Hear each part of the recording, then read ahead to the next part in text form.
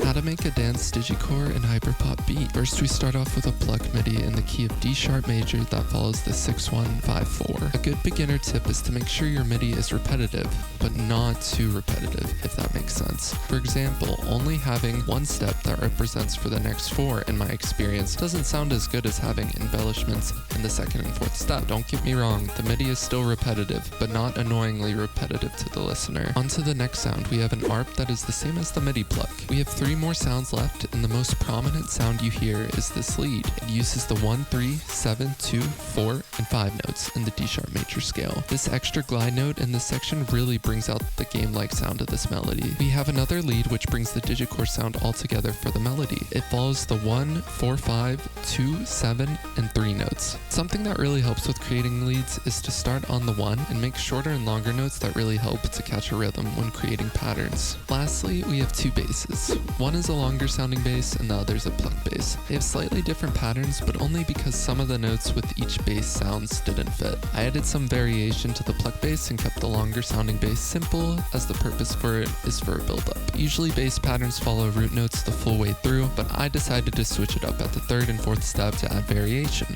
All the notes are still in scale, but don't follow the root notes of the original MIDI, which they usually do. The bass notes include the 6-1-5-4. There's a glide note at the end of the pluck bass just to transition the melody back to the beginning. Everything playing together sounds like